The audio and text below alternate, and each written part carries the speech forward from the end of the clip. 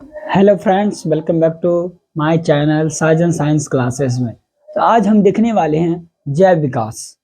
तो अगर आप इस चैनल पर नए हैं तो हमारे चैनल को सब्सक्राइब करें और अपने दोस्तों के साथ शेयर जरूर करें। चलिए आज देखते हैं जैव विकास। हमने पिछली कक्षा में आनुवंशिकता के बारे में देख लिए थे। मेंडल का प्रथम नियम, मेंडल का सेकंड नियम, यानी कि जितने भी थे, एकल संकरण, द्विसंकरण, लिंग निर्धारण, ये सभी देख लिए थे। आज हम जैव विकास देखने वाले हैं।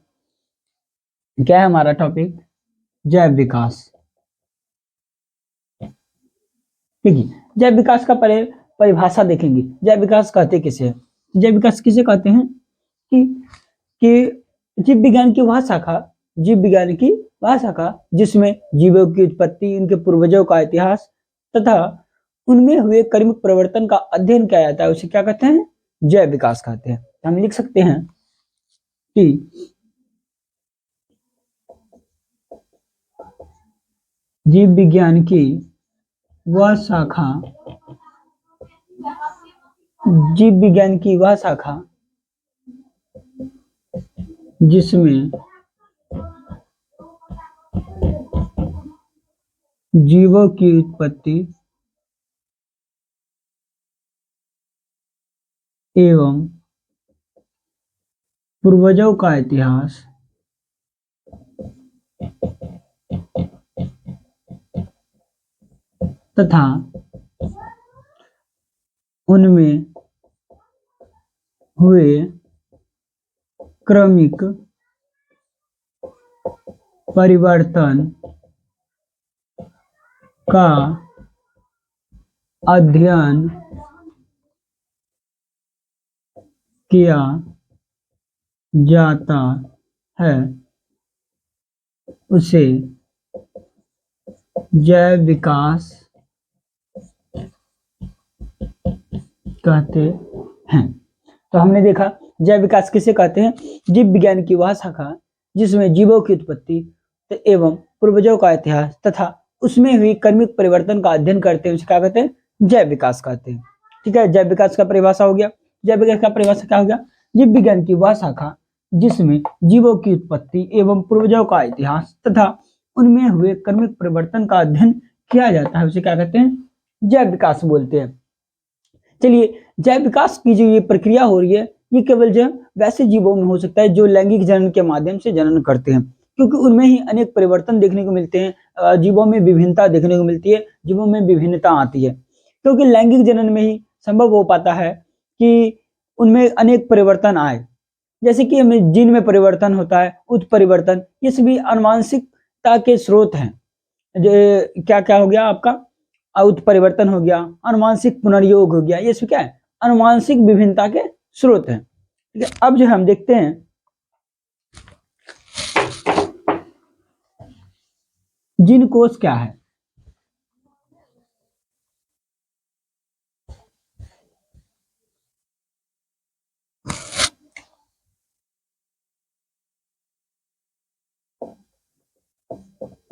जीन कोश, जिसको जीन पूल बोला जाता है, इसको जीन पूल बोलते हैं।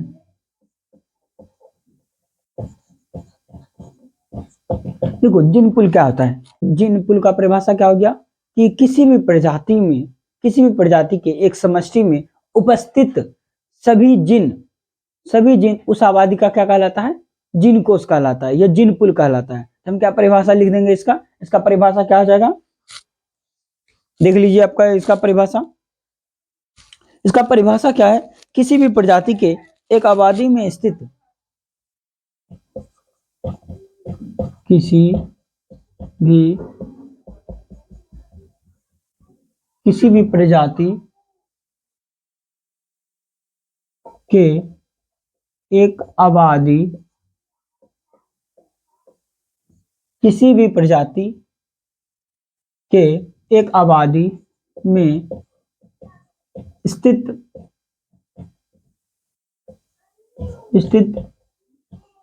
सभी जीन उस आबादी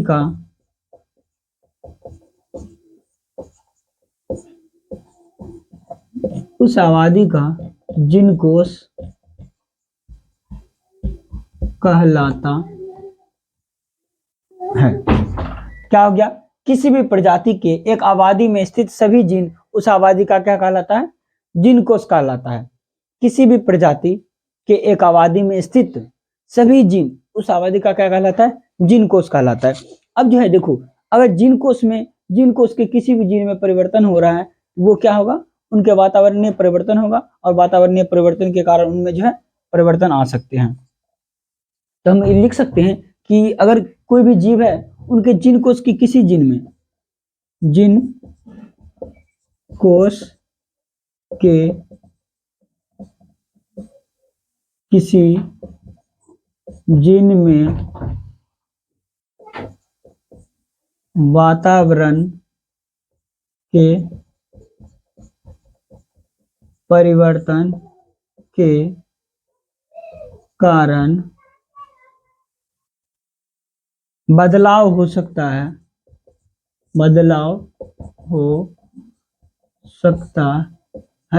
और जो क्या होगा, वो पीढ़ी दर पीढ़ी संचारित वंशागत हो सकता है। जो क्या होगा, जो वंशागत हो सकते, जो वंशागत हो सकते हैं, जो क्या हो सकते हैं, वंशागत हो सकते हैं। तो हमने क्या देखा, पहले जैव विकास देखा।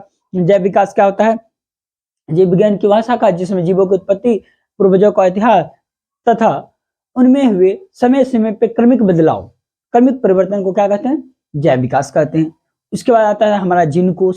जीन कोष क्या है, किसी भी प्रजाति के एक आबादी में स्थित सभी जीन, समस्त जीन उस आबादी का क्या कहलाता है, जीन कोष। अगर जीन कोष के किसी भी जीन में वातावरण के कारण परिवर्तन आ रहा है, तो वो जो है वंशागत हो सकते हैं। हम इसे समझने के लिए एक एग्जाम्पल देते हैं, एग्जाम्पल के द्वारा हम समझ सकते हैं इसको, एक एग्जाम्पल के द्वारा समझ सकते हैं।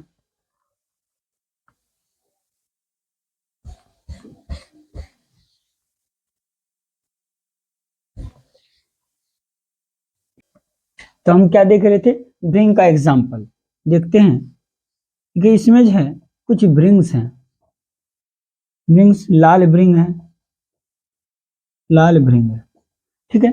इनके किसी कारणवश इसके जीन में जो है परिवर्तन हो गया, और परिवर्तन होने के कारण जो है जो नए ब्रिंग बने वो हो गया हरा ब्रिंग। ये कैसा ब्रिंग है, हरा ब्रिंग। इसके जीन में परिवर्तन हो जाने के कारण, कुछ जीन में परिवर्तन हुआ, लाल से कैसा हो गया, हरा। अब ये हरा भृंग जो है, हरा भृंग जो झाड़ियों में छिपा रह जाता है। झाड़ी में क्या होगा, पत्तों में, झाड़ियों में पत्तों में ये छिपा रह जाता है, जिसके कारण ये बच जाता है। लेकिन लाल रंग का कलर जो है वो चटक होने के कारण पक्षियों के द्वारा खा लिया जाता है। ये क्या होगा, ये इस स्थिति में जो है हरा भृंग जो है पूरे जीवित रह जाएगा। एक दूसरा स्थिति देखते हैं, उस स्थिति में क्या होता है, लाल भृंग के जीन में कुछ ऐसा परिवर्तन हुआ, परिवर्तन होने से नीले रंग का भृंग हो गया, नीला भृंग हो गया।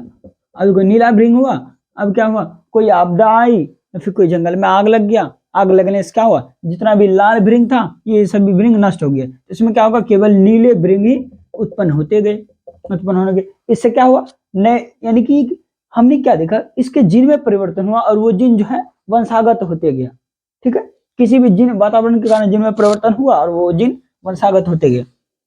तीसरा स्थिति देखते हैं, क्या हुआ, जब एक ऐसी आपदा आई, सुखाड़ आ गया, मान लो सुखाड़ आ गया, जितने भी पेड़ पौधे थे सभी नष्ट हो गए। तो जब नष्ट हो गया तो खाना कम हो गया, खाना कम होने के कारण ये जो लाल भृंग थे उसको खाना कम मिलने लगा, कम मिलने लगा। इसका क्या हुआ, साइज छोटा हो गया, इसका आकार छोटा हो गया। आकार छोटा हो जाने के कारण इसका कैसा हो गया, आकार छोटा हो गया। लेकिन जब पुनः अनुकूल परिस्थिति आया, ये पहले प्रतिकूल परिस्थिति था, उसके बाद अनुकूल परिस्थिति में आया, फिर उन्होंने भोजन किया, भोजन करने से क्या हुआ, उसका साइज है फिर बड़े आकार के भृंग उत्पन्न हो गए। इससे क्या हुआ, देखो छोटा भृंग भी है और बड़ा भृंग भी है। अगर इसका छोटे आकार जो है जिनमें वंशागत होता है, तो अगली पीढ़ी में जो है छोटे आकार के ही भृंग उत्पन्न होते, यहाँ तो बड़ा भी हो गया छोटा भी हो गया। इस प्रकार से जो है जिन कोष के किसी भी जीन में परिवर्तन होता है तो वे वंशागत हो सकते हैं, ठीक है। अब देखिए आगे हमारा टॉपिक है लमार्कवाद। हमारा अगला टॉपिक है लमार्कवाद।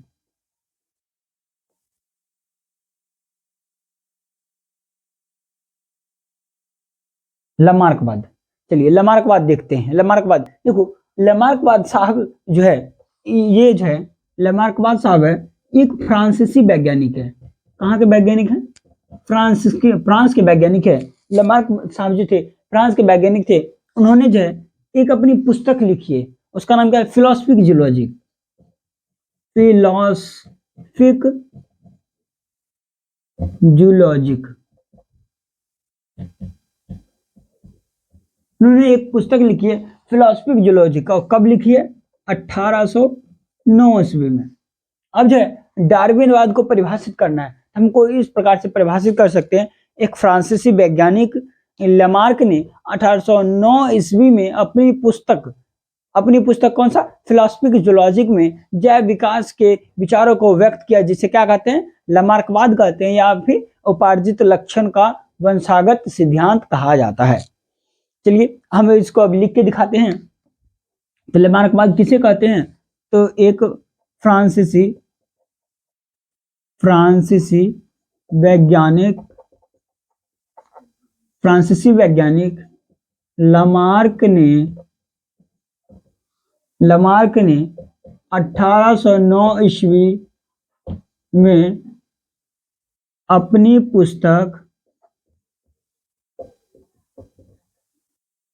पुस्तक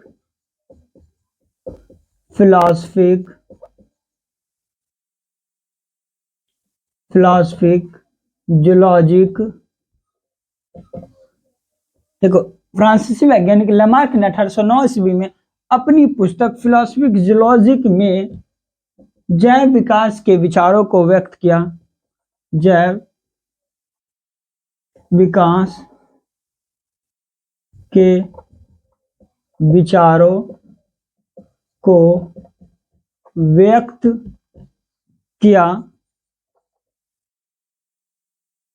किया जिसे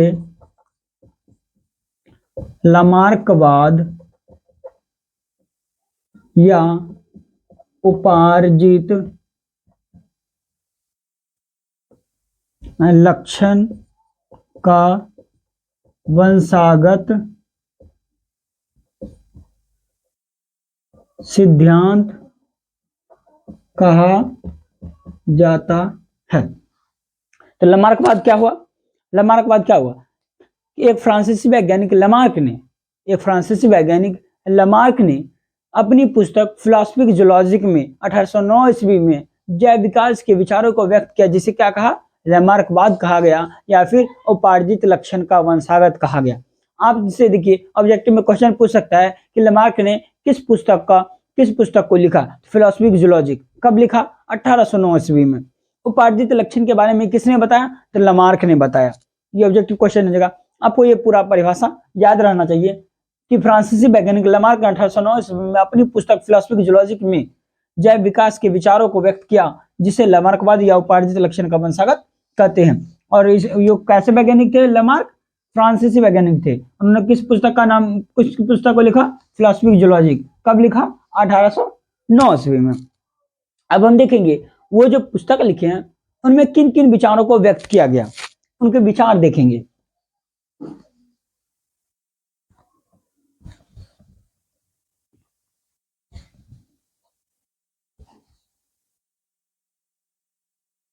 देखिए लमार्कवाद के अनुसार उन्होंने कुछ विचार व्यक्त किए। उनमें से पहला विचार था, उन्होंने कहा जीवों की संरचना, कायकी और उनके व्यवहार पे वातावरण का जो है सीधा प्रभाव पड़ता है। उन्होंने क्या बताया कि जीवों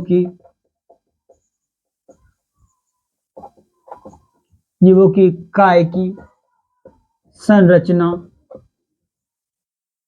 एवं व्यवहार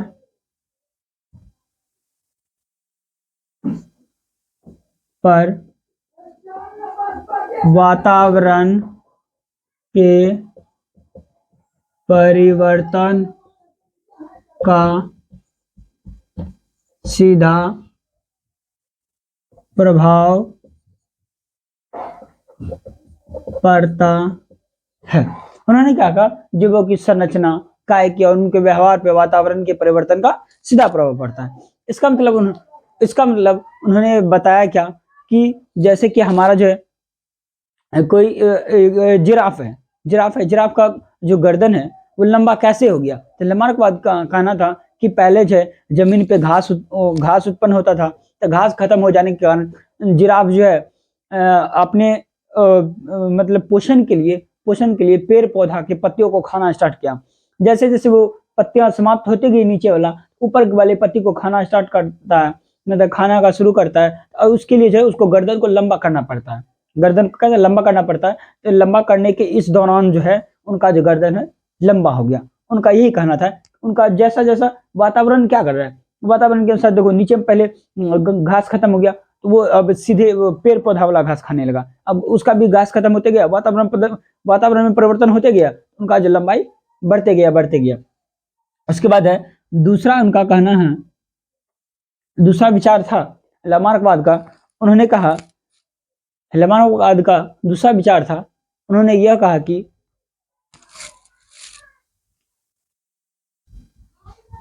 उन्होंने क्या कहा कि दूसरा विचार यह था कि अगर आप जिस अंक का उपयोग ज्यादा करेंगे, जिस अंक का उपयोग आप ज्यादा करेंगे वो अत्यधिक विकसित हो जाएगा, और जिस अंक का उपयोग आप नहीं करते हैं, जिस अंक का आप उपयोग नहीं करते वो धीरे धीरे क्या हो जाएगा, ह्रास हो जाएगा।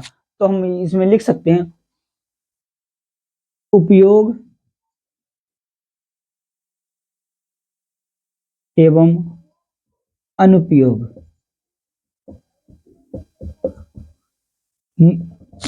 उपयोग एवं अनुपयोग, इसके अनुसार जीवों के जिस अंग का जीवों के जिस अंग का उपयोग अधिक होता है वो या वह अत्यधिक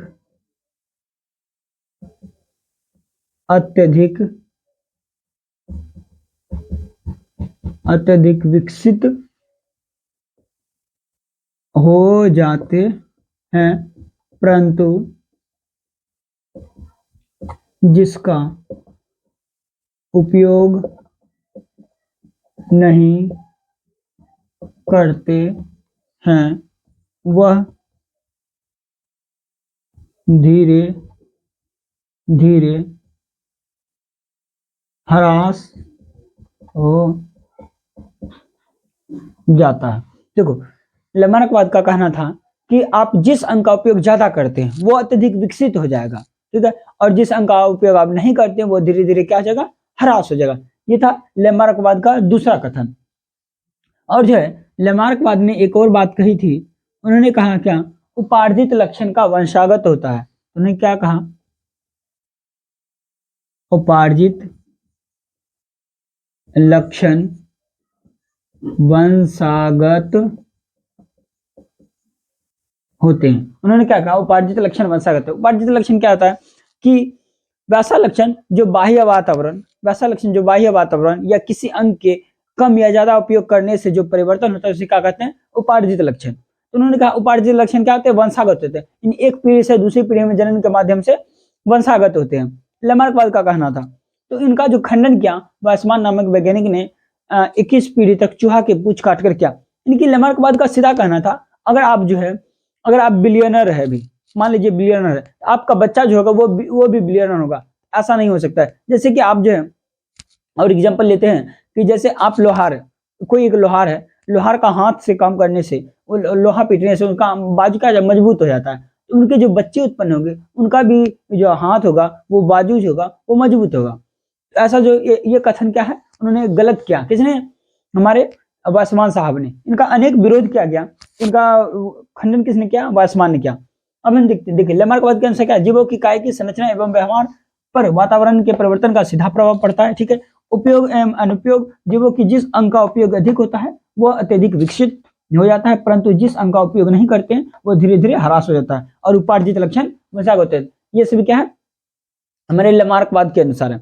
अगर आपसे पूछता है लेमार्कवाद क्या है या लेमार्कवाद किसे कहते हैं, लेमार्कवाद के सिद्धांत का वर्णन करें, उसमें क्या क्या लिखना है आपको ये समझिए। पहले तो लेमार्कवाद के बारे में लिखना है क्या, एक फ्रांसीसी वैज्ञानिक लेमार्क ने 1809 ईस्वी में अपनी पुस्तक फिलोसफिक जूलॉजी में विजय विकास के विचारों को व्यक्त किया, जिसे क्या कहते हैं, लेमार्कवाद या उपार्जित लक्षण का वंशागत कहते हैं। ठीक है, लेमार्कवाद के अनुसार तो उन्होंने कहा जीवों की संरचना, कायकी और उनके व्यवहार पे वातावरण के परिवर्तन का सीधा प्रभाव पड़ता है। दूसरा क्या, उपयोग एवं उपयोग और अनुपयोग के बारे में बताया। उन्होंने कहा कि आप जिस अंग का उपयोग ज्यादा करते हैं वो अत्यधिक विकसित हो जाता है, जिसका उपयोग नहीं करते हैं वो ह्रास हो जाता है, वो धीरे धीरे ह्रास हो जाता है। और उन्होंने बात कही कि उपार्जित लक्षण क्या होता है, वंशागत होता है, यानी कि उपार्जित लक्षण जो है एक पीढ़ी से दूसरी पीढ़ी में संचारित होते हैं, यानी कि जनक से उनके संतानों में संचारित होते हैं, जनक से उनके संतानों में संचालित होते हैं। तो ये उन्होंने बताया, लेकिन उसका खंडन किसने किया, वासमान नामक वैज्ञानिक ने। हम अब लिख सकते हैं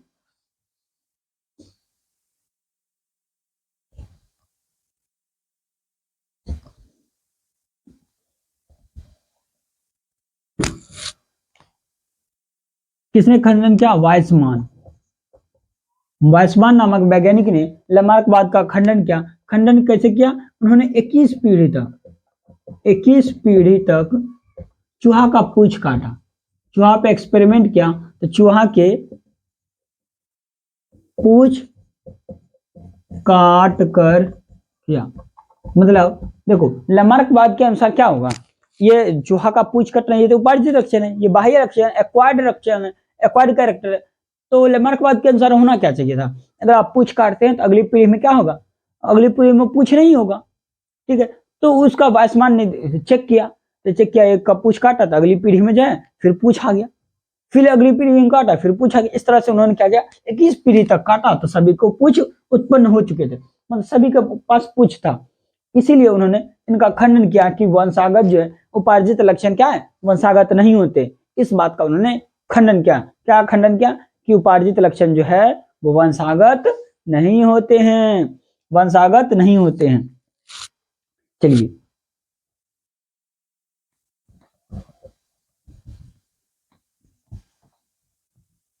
अब जो है हमारा अगला टॉपिक है डार्विनवाद। क्या है,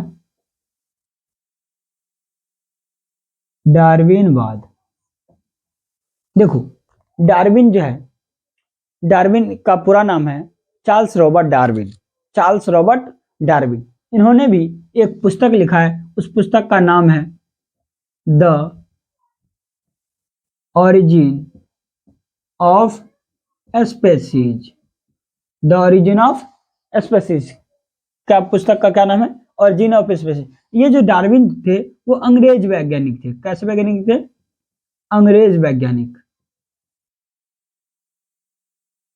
कैसे थे, अंग्रेज वैज्ञानिक। अब जो है हम डार्विनवाद लिख सकते हैं कि एक अंग्रेज वैज्ञानिक चार्ल्स रॉबर्ट डार्विन ने अपनी पुस्तक द ओरिजिन ऑफ स्पीसीज में जैव विकास के विचारों को व्यक्त किया, जिसे क्या कहते हैं, डार्विनवाद, या फिर इसका दूसरा नाम है प्रकृति चयन का सिद्धांत कहा जाता है। इसे ही प्रकृति चयन का सिद्धांत कहा जाता है। आपसे क्वेश्चन पूछ सकता है कि डार्विन ने किस पुस्तक का को लिखा है, द ओरिजिन ऑफ लाइफ, किस पुस्तक को लिखे, द ओरिजिन ऑफ लाइफ। उससे पहले जो है डार्विन को देख लेते हैं। डार्विन साहब को घूमने का बड़ा शौक था, तो उन्होंने जो है 1831 से लेके 1836 तक एक जहाज का नाम है HMS बीगल, HMS बीगल नाम के जहाज पर उन्होंने यात्रा स्टार्ट किया। और ये उस यात्रा के दौरान जितने भी उन्होंने कैरेक्टर देखे, जो उन्होंने अनुभव किया, उस अनुभव को जो अपनी पुस्तक किसमें लिखे, द ओरिजिन ऑफ स्पीसीज में लिख दिए हैं। उसी को क्या कहते हैं, डार्विनवाद। अब हम डार्विनवाद को परिभाषित कर सकते हैं कि अंग्रेज वैज्ञानिक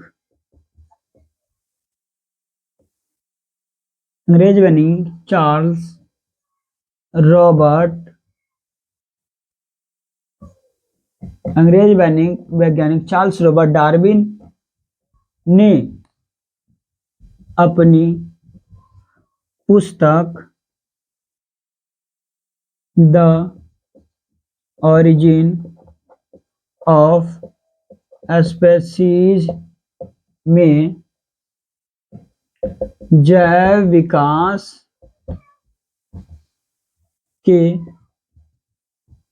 विचारों को व्यक्त किया, जिसे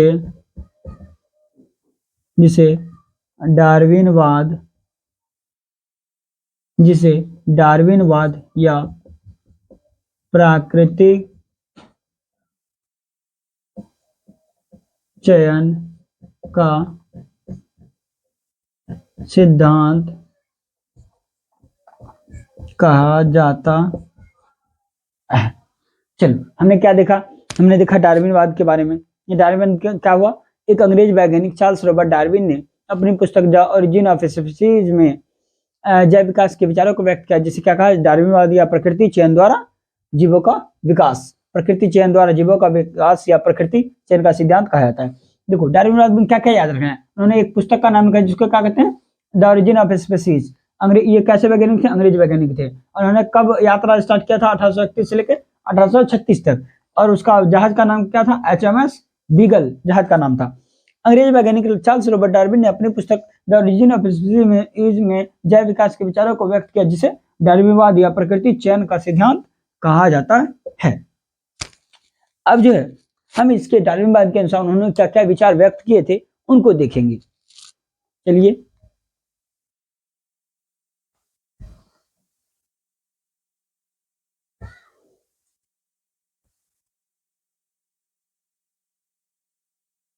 अब जो है हम देखेंगे डार्विनवाद के अनुसार उन्होंने क्या क्या विचार व्यक्त किए। उनमें पहला विचार है, उन्होंने बताया कि कोई भी जीव जो है उनमें संतान उत्पन्न करने की क्षमता अधिक होती है, यानी वे अधिक से अधिक संतान उत्पन्न कर सकते हैं। तो हम लिख सकते हैं जीवों में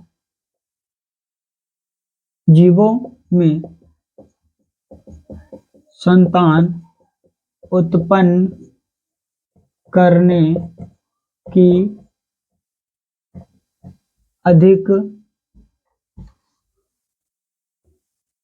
क्षमता होती है।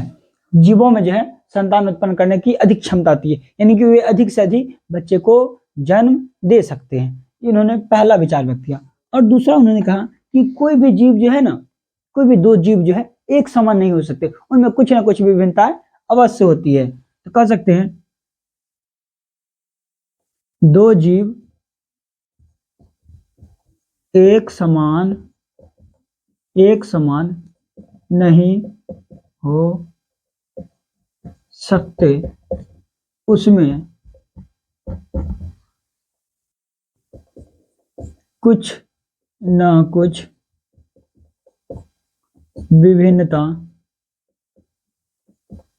उसमें कुछ ना कुछ विभिन्नता अवश्य होती है। मतलब कोई भी जीव जो है, कोई भी दो जीव जो है एक समान नहीं हो सकता, उसमें कुछ ना कुछ विभिन्नता अवश्य होती है। आइडेंटिकल ट्विंस को छोड़ के, जो जुड़वा बच्चे हैं उनको छोड़ के बाकी जो है कोई भी जीव जो है दोनों एक समान नहीं हो सकते, उनमें कुछ ना कुछ विभिन्नताएं अवश्य होती है। ठीक है, तो तीसरा विचार है, देखो पहला विचार क्या है? जीवों में संतान उत्पन्न की क्षमता अधिक होती है और दो जीव एक समान नहीं हो सकते, उसमें कुछ ना कुछ विभिन्नताएं अवश्य होती है, कुछ भी हो जाए। अब देखो ये ठीक है। अब जो है देखो पृथ्वी पर जो है हमारा जल सीमित है, ठीक है, जल सीमित है, स्थल सीमित है, वायुमंडल सीमित है। तो जब अधिक से अधिक संतान उत्पन्न होगा तो उन्हें जीवित रहने के लिए सभी चीज की आवश्यकता का पूर्ति करना पड़ेगा। इसके लिए जो है उन्होंने एक बात कही कि जीवों के बीच जो है जीवित रहने के लिए संघर्ष अनिवार्य है। उन्होंने क्या कहा? जीवों को जीवित रहने के लिए उनके बीच संघर्ष होना अनिवार्य है, या संघर्ष के द्वारा ही अपने जीव जो है वो विकसित हो सकते हैं।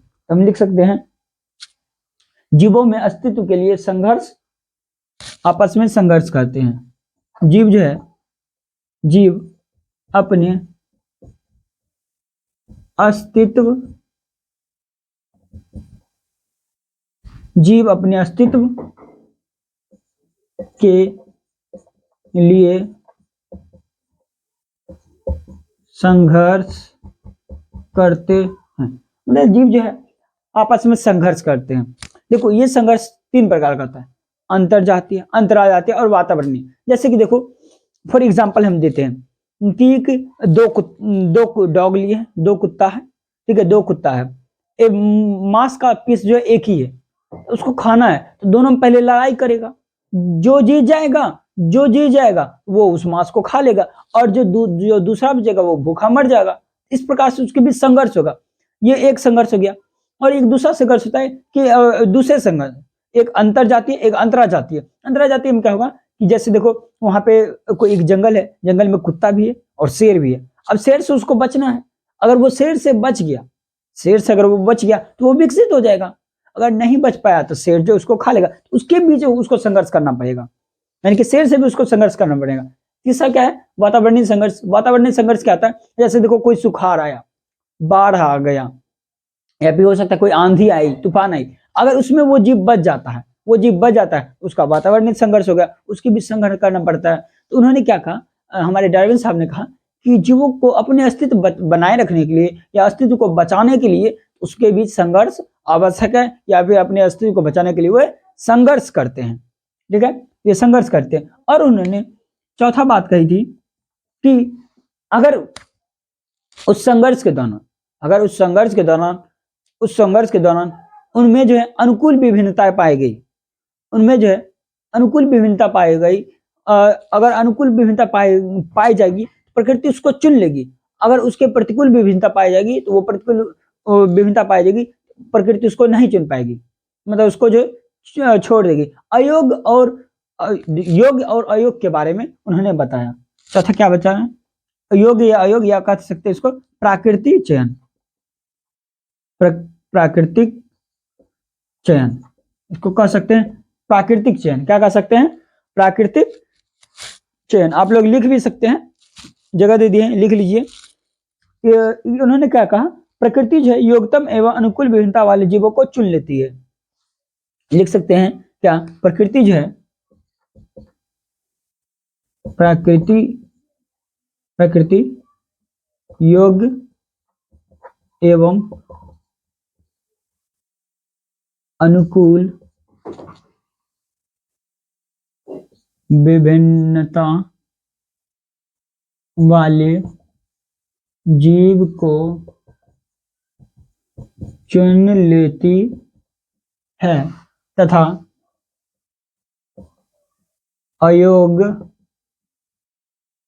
अयोग्य एवं प्रतिकूल विभिन्नता वाले जीव का ह्रास हो जाता है। ये हो गया। अब देखिए डार्विनवाद के अनुसार क्या क्या हो गया कि जीवों में संतान उत्पन्न करने की क्षमता अधिक होती है, मतलब एक जो जीव है अधिक से अधिक संतान को उत्पन्न कर सकते हैं। दूसरा क्या है, 2 जीव एक समान नहीं हो सकते, उनमें कुछ ना कुछ विभिन्नता होती है कि 2 जीव जो है एक समान नहीं हो सकता, क्योंकि एक ही चीज को खाना पड़ेगा ना, एक चीज को खाना पड़ेगा। देखो एक ही चीज को खाना पड़ेगा, मान लो वो चीज नहीं है तो उस स्थिति में दोनों समाप्त हो जाएंगे। इसलिए जो है उन्होंने कहा कोई भी 2 जीव जो है एक समान नहीं हो सकते, उनमें कुछ ना कुछ विभिन्नता अवश्य होती है। जीव अपने अस्तित्व के लिए संघर्ष करते हैं, कोई भी जीव जो है जीने के लिए वो संघर्ष करते हैं, वो हो सकता है अंतरजातीय संघर्ष करते हुए या अंतराजातीय या वातावरण के साथ भी संघर्ष कर सकते हैं। तीसरा क्या है, प्रकृति चयन, यानी प्रकृति जो है योग्य एवं अनुकूल विभिन्नता वाले जीवों को चुन लेती है और अयोग्य एवं प्रतिकूल विभिन्नता वाले जीवों को वो ह्रास कर देती है, उनको नष्ट कर देती है। तो ये सभी जो है डार्विन के कुछ पॉइंट्स थे। तो उन्होंने एक बुक का नाम लिखा जिसका नाम क्या था, ओरिजिन ऑफ स्पीसीज। वो कैसे वैज्ञानिक थे, अंग्रेजी वैज्ञानिक थे, और कब से कब 1831 से लेकर 1836 तक, और उन्होंने HMS बीगल नाम के जहाज का उपयोग किया था।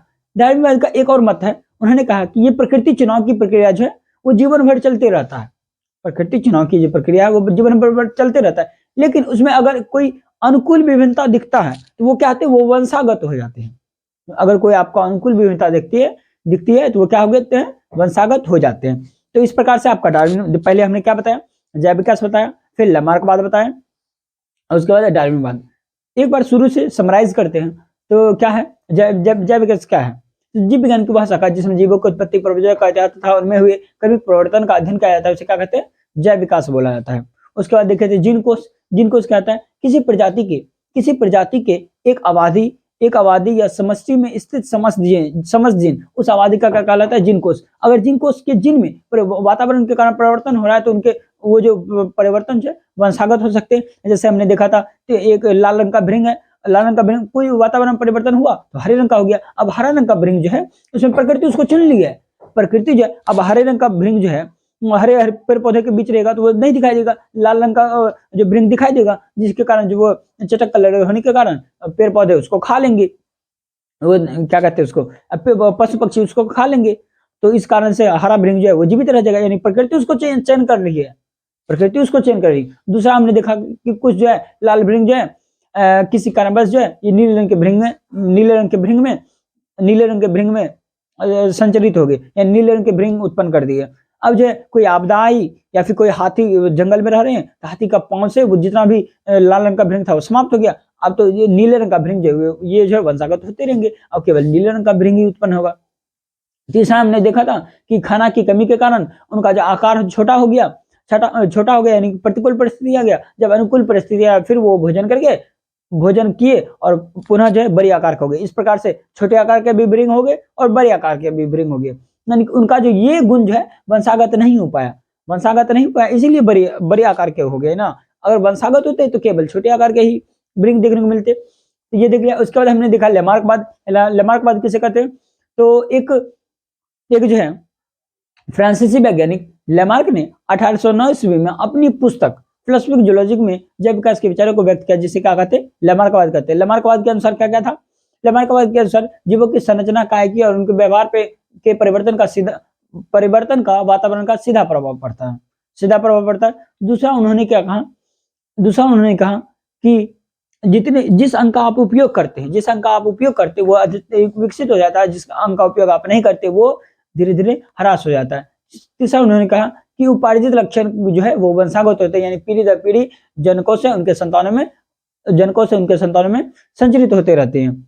तो इसका खंडन वाइसमान नामक वैज्ञानिक ने उनका खंडन किया। उन्होंने कहा कि ये जो लेमार्क साहब कह रहे हैं उपार्जित लक्षण का वंशागत, ये गलत बात है, क्योंकि उन्होंने जो चूहा का जो पूंछ 21 पीढ़ी तक काट के उनको ये सिद्ध कर दिखाया। उसके बाद डार्विन साहब आए, चार्ल्स रॉबर्ट डार्विन। तो उन्होंने जो है अपनी यात्रा जो है अब क्या कहते हैं दक्षिण अमेरिका से स्टार्ट किया HMS बीगल नाम के जहाज पे। उन्होंने 1831 से लेकर 1836 तक उन्होंने जहाज पे यात्रा किया। उनके दौरान जो उन्होंने जो देखा उन पे जो है एक पुस्तक लिखी, द ओरिजिन ऑफ स्पीसीज, और उसमें जो जैव विकास के विचारों को व्यक्त किया, जिसे डार्विनवाद या प्रकृति चयन का सिद्धांत कहा जाता है। इसके अनुसार डार्विनवाद के अनुसार डार्विनवाद ने कहा, यानी कि डार्विन साहब ने क्या कहा कि जीवों में संतान उत्पन्न करने की क्षमता अधिक होती है, और जो दो जीव जो है एक समान नहीं हो सकता, उसमें कुछ ना कुछ विभिन्नता अवश्य होती है। और जीव अपने अस्तित्व के लिए संघर्ष करते हैं, अपना अस्तित्व बनाए रखने के लिए उसमें संघर्ष करते हैं। और उसके बाद जो है उन्होंने प्रकृति चयन के बारे में बताया। प्रकृति चयन में क्या, प्रकृति योग्य एवं अनुकूल विविधता वाले जीवों को चुन लेती है और अयोग्य एवं प्रतिकूल विविधता वाले जीवों का ह्रास कर देती है। इस प्रकार से हमारा जो है डार्विनवाद भी समाप्त हो गया।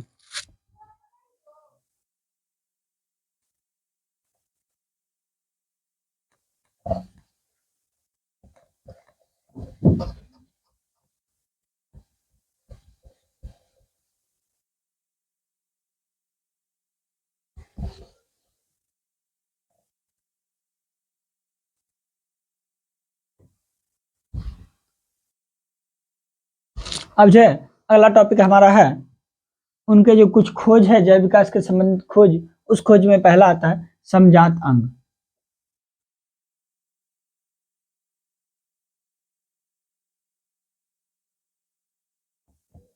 Homologous organ. देखो समझात अंग क्या है? विभिन्न जीवों के वैसे अंग, विभिन्न जीवों के वैसे अंग जिनकी संरचना एवं उत्पत्ति समान होती है लेकिन कार्य क्या होते हैं? कार्य भिन्न भिन्न होते हैं, उसे क्या कहते हैं? समझात अंग। चलिए हम लिख सकते हैं विभिन्न जीवों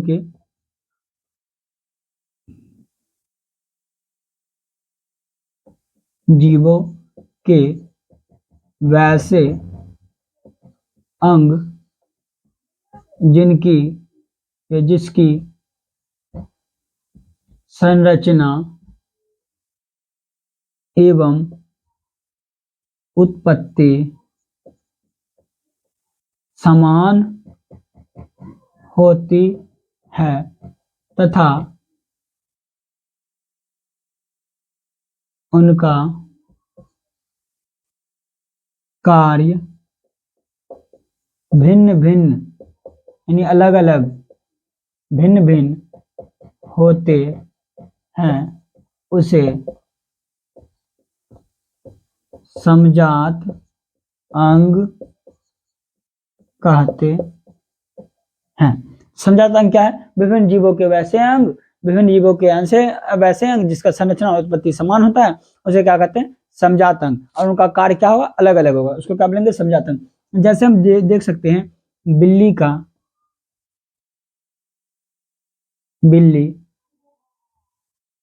बिल्ली एवं मनुष्य का अग्रपाद। देखो बिल्ली एवं मनुष्य का जब अग्रपाद देखते हैं, उनमें जो है उनकी संरचना, उनका जो संरचना है यानी कि उनका जो हड्डी का बनावट है, हड्डी का बनावट एक समान होता है लेकिन कार्य क्या है? अलग अलग। किसी का कार्य है चलना, किसी का कार्य है दौड़ना, ये क्या है? कार्य अलग अलग है। ये हमारे क्या हो गए जाएंगे? समझात अंग। हमने देख लिया समझात अंग। समझात अंग यानी होमोलोगस ऑर्गन किसे कहते हैं? समझात अंग। यानी कि विभिन्न जीवों के वैसे अंग जिसकी संरचना एवं उत्पत्ति समान होती है तथा कार्य अलग अलग होते हैं, उसे क्या कहते हैं? समझात अंग। जैसे कि बिल्ली एवं मनुष्य का अग्रपाद। ठीक है। दूसरा हमारा है असमझात अंग।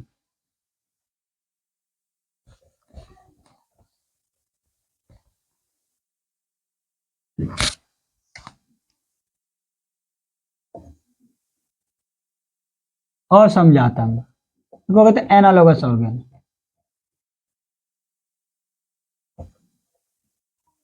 एनालोगस ऑर्गन क्या है? कि वैसे अंग जिनका संरचना और उत्पत्ति अलग अलग होता है लेकिन कार्य क्या होता है? समान होता है। हम लिख सकते हैं वैसे वैसे अंग जिनका संरचना एवं उत्पत्ति अलग अलग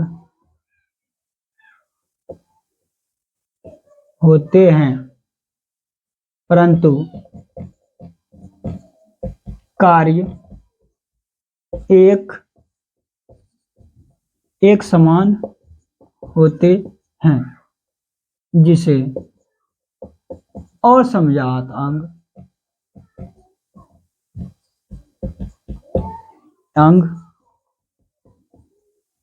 कहते हैं। तो असमझात अंग क्या होगा? जिसका संरचना और उत्पत्ति क्या होगा? अलग अलग होगा। और जिसका संरचना और उत्पत्ति क्या होगा? अलग अलग होगा लेकिन कार्य क्या होगा? एक होगा। जैसे हम देख सकते हैं, जैसे में पक्षी का पंख और तितली का पंख। देखो पक्षी का पंख जो है उसकी संरचना अलग अलग है लेकिन कार्य क्या है? उड़ने का कार्य है। ठीक है। पक्षी तितली का भी संरचना अलग है लेकिन उसका भी कार्य क्या है? उड़ने का। मतलब कार्य क्या है? सेम है लेकिन इसकी संरचना और उत्पत्ति क्या है? अलग अलग है। तो इसको क्या बोलेंगे? असमझात अंग। तो वैसे अंग जिसका संरचना उत्पत्ति अलग अलग होता है लेकिन कार्य समान होता है, इसे क्या कहते हैं? असमझात अंग। जैसे कि पक्षी का पंख और तितली का पंख। अब देखते हैं हम अवशेषी अंग।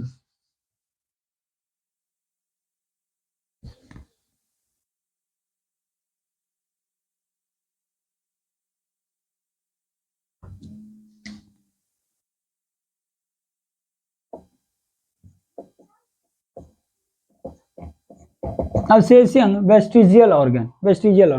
ये वैसे अंग है जो कि हमारे पूर्वजों में पूर्ण रूप से विकसित थे और कार्यरत थे, लेकिन जो है वो हमारे में उसका कोई कार्य नहीं है, इसीलिए उसको क्या बोलते हैं, अवशेषी अंग। तो हम इसका परिभाषा इस प्रकार से लिख सकते हैं क्या, कि वैसे अंग जो किसी जीव के शरीर में उपयोगी नहीं होता है, लेकिन उनके पूर्वज में जो है क्या है, उनके पूर्वज में ये पूर्ण रूप से विकसित है। हम लिख सकते हैं ऐसे, वैसे अंग जो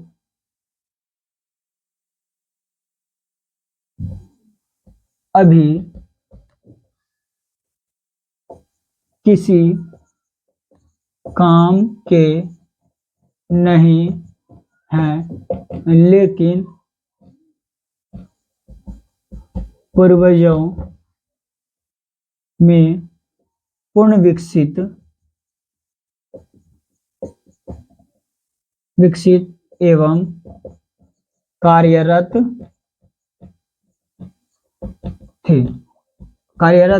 कार्यरत थे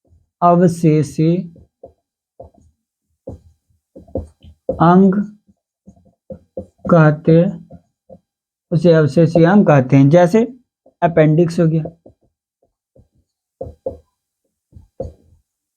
जैसे क्या हो जाएगा, अपेंडिक्स हो गया, ठीक है। ये कर्ण पल्लव है, कर्ण पल्लव हो गया, कर्ण पल्लव, ये शरीर का बाल हो जाएगा, शरीर का बाल, इसमें क्या अवशेष अंग।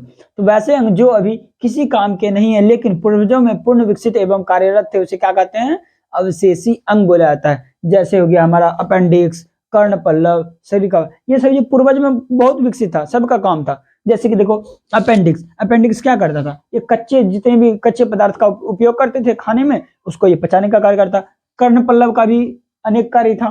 उसके बाद शरीर का बाल, पहले जो कपड़ा नहीं था, कपड़ा नहीं होने के कारण बाल जो है कपड़ा का कार्य करता था, लेकिन अब जो सभी के पास कपड़ा हो गया तो बाल जो है धीरे धीरे उनका ह्रास हो रहा है, ठीक है। अब जो है हमारा है जीवाश्म।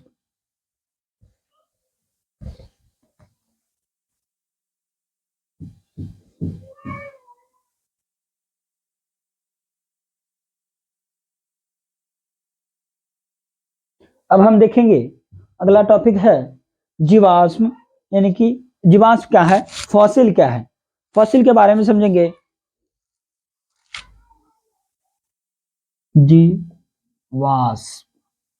जीवाश्म इसको फॉसिल बोला जाता है।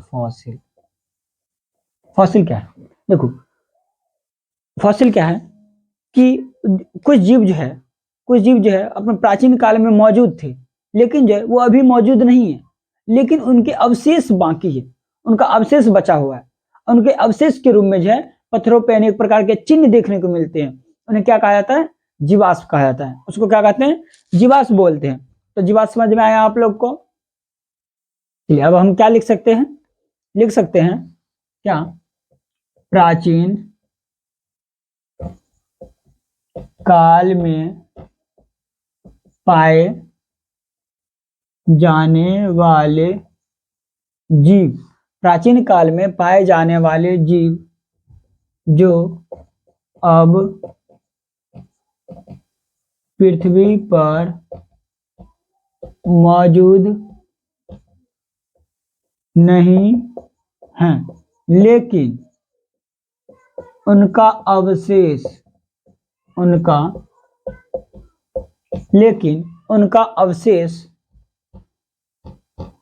पत्थरों पर चिन्ह के रूप में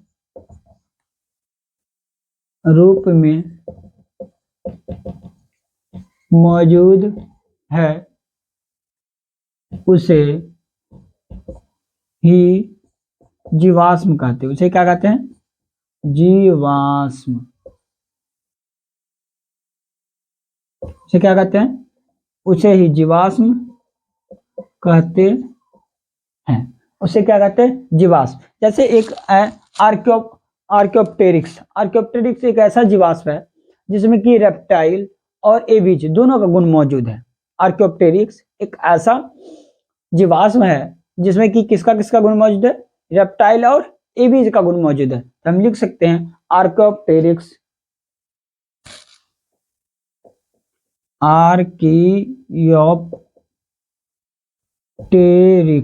आर्कियोप्टेरिक्स क्या हो गया, आर्कियोप्टेरिक्स ये जीवाश्म है और जिसमें किसका किसका गुण मौजूद है, इसमें रेप्टिलिया एवं एवीज का गुण मौजूद।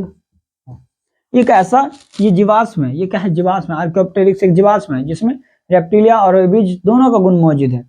और जिस विज्ञान के अंतर्गत जीवाश्म का अध्ययन करते हैं उसे क्या कहते हैं, जीवाश्म विज्ञान पैलेंटोलॉजी बोला जाता है। और जिसके अंतर्गत जो हम जीवाश्म का अध्ययन करते हैं, जीवाश्म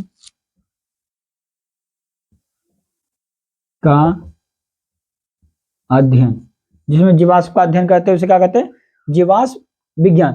देखो जीवाश्म क्या होता है, प्राचीन काल में पाए जाने वाले जीव जो पृथ्वी पर मौजूद नहीं है लेकिन उनका अवशेष पत्थरों पर चिन्ह के रूप में मौजूद है, उसे क्या कहते हैं, जीवाश्म कहते हैं। उसमें से पहला है आर्कियोप्टेरिक्स। आर्कियोप्टेरिक्स क्या है, रेप्टिलिया एवं एवीज रेप्टिलिया जो है ये आर्कियोप्टेरिक्स जो एक जीवाश्म है जिसमें कि रेप्टिलिया और एवीज का गुण मौजूद है। और जीवाश्म विज्ञान क्या है, कि जिसमें जीवाश्म का अध्ययन किया जाता है उसे जीवाश्म विज्ञान कहते हैं। इस प्रकार से जो है हमारा ये आनुवंशिकता एवं जैव विकास का चैप्टर जो है ये समाप्त हो गया है। अगर आप इस चैनल पे नए हैं तो हमारे चैनल को सब्सक्राइब करें और अपने दोस्तों के साथ शेयर जरूर करें, क्योंकि हमने जो है सभी पॉइंट को डिटेल में कवर किए हैं। आप देख सकते हैं, अगर आप लेक्चर नहीं देखे हैं, एकल संकरण, द्विसंकरण और लिंग निर्धारण ये सभी जो है इस चैनल पे मौजूद है, आप जाके देख लीजिए। उसके बाद अगर आपको कोई भी इस टॉपिक में समझ में नहीं आया होगा तो आप लेक्चर के नीचे कमेंट कर सकते हैं, क्योंकि मैं जो है सभी का कमेंट पढ़ता हूँ। तो धन्यवाद।